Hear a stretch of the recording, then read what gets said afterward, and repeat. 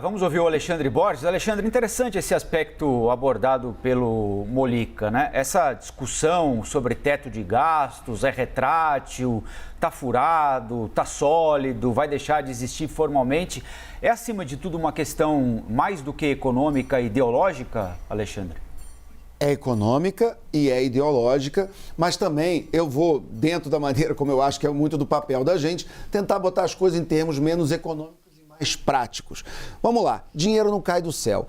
Então, o que é o gasto público? Você tem a arrecadação do governo, você tem o orçamento do governo e ali você tem esse lado de ativos e passivos, de recebimentos de gastos. O teto de gastos tenta botar um mínimo de disciplina. Por quê? Porque, como eu disse, como o dinheiro não cai do céu, se o governo gasta mais do que arrecada, se o governo não tem limites de gasto, ele vai ter que arrumar esse dinheiro de alguma forma. Como é que ele arruma? Ou aumentando impostos ou emitindo moeda. As duas maneiras de fazer isso, sabe o que você faz? Causa inflação. Inflação é o quê? É tirar dinheiro de pobre e dar para rico.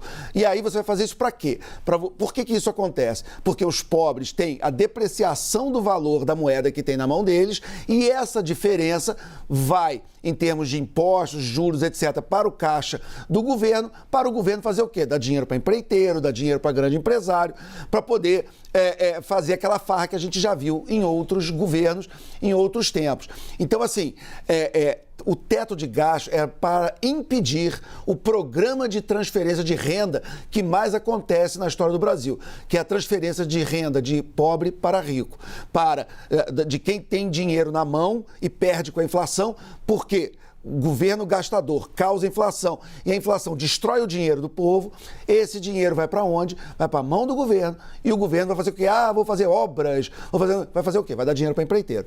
Então, a gente tem que olhar e ver que país que a gente quer. A gente quer proteger a moeda, o valor da moeda. A gente quer proteger o dinheiro na mão do cidadão, porque ele sabe como gastar o dinheiro dele, ou a gente vai permitir estatização do dinheiro, uma parte dele pelo menos, que está na mão das pessoas, do cidadão, para ir para a mão da burocracia estatal, para ser gasto, a gente sabe como. Então, é uma pena que a gente esteja tendo essa discussão em 2022, que esse governo tenha acabado com o teto de gastos. Eu vou concordar com meus companheiros. Na verdade, falta uma oficialização do fim do teto de gastos, porque na prática ele já não existe mais. Hoje você tem, depois da PEC Kamikaze, depois da PEC dos precatórios, depois de todas as alterações da Constituição brasileira, que fizeram todas essas pedaladas fiscais para tentar reeleger o presidente, você hoje tem um caixa totalmente sem controle, sem âncora fiscal, com consequências inflacionárias. Não é coincidência o Brasil está mergulhado em inflação. Quem é que perde com a inflação? A população, principalmente os de renda mais baixa. É uma situação trágica, é uma pena. O nosso país já é muito pobre, a gente tem uma massa de pessoas muito carentes, precisando de oportunidades, precisando de emprego, precisando de renda e não precisando que seu dinheiro seja confiscado da maneira mais insidiosa e dissimulada do mundo, que é via imposto inflacionário. Que isso, algum dia, as pessoas consigam explicar bem para a população brasileira como é que essa armadilha funciona e que a gente consiga, de uma vez por todas, colocar um mínimo de limite, um mínimo de freio nessa sanha gastadora da burocracia estatal.